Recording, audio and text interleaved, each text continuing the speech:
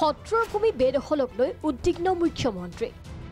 অসমীয়াৰ স্বাভিমান এইসমূহ সত্ৰ সম্প্ৰতি বৃহৎ সংকটৰ গৰাহত সামাজিক মাধ্যমযোগে এই কথা প্ৰকাশ কৰিলে মুখ্যমন্ত্ৰীগৰাকীয়ে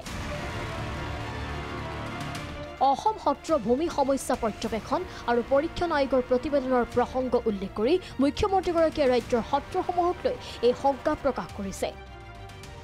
15,228.52 বিঘাতকৈও অধিক সত্ৰৰ ভূমি বেদখলৰ কবলত কেৱল বৰপেটাতে 7,137 বিঘা ভূমি অবৈধ দখলকাৰী কবলত 29খন জিলাৰ ভিতৰত বজালী নগাঁও লখিমপুৰ ডিব্ৰুগড় কামৰূপ বঙাইগাঁও মাজুলী আৰু ধুবুৰীত সৰ্বাধিক বেদখল সামাজিক মাধ্যমত এই তথ্য ৰাজহুৱা কৰি সত্ৰৰ দখলকৃত ভূমি মুক্ত কৰাৰ ঘোষণা মুখ্যমন্ত্ৰীৰ সংস্কৃতিৰ প্ৰাণ কেন্দ্ৰস্বৰূপ সত্ৰৰ ভূমি দখলকাৰী কবলৰ পৰা মুক্ত কৰিবলৈ ৰাজ্য চৰকাৰ দায়বদ্ধ বুলি প্ৰকাশ কৰে মুখ্যমন্ত্ৰীগৰাকীয়ে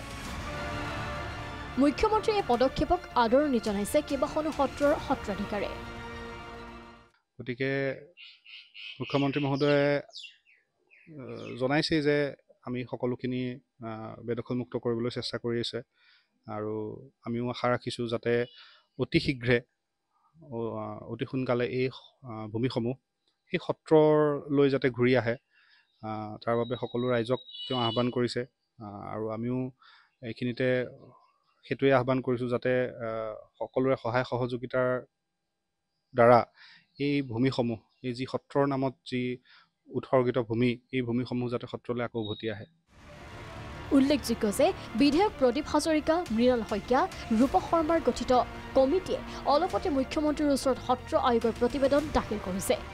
কেইবাখনো সত্ৰৰ সত্ৰাধিকাৰীৰ উপস্থিতিত দাখিল কৰা হৈছিল আয়োগৰ প্ৰতিবেদন ব্যুৰ ৰিপৰ্ট প্ৰাগ নিউজ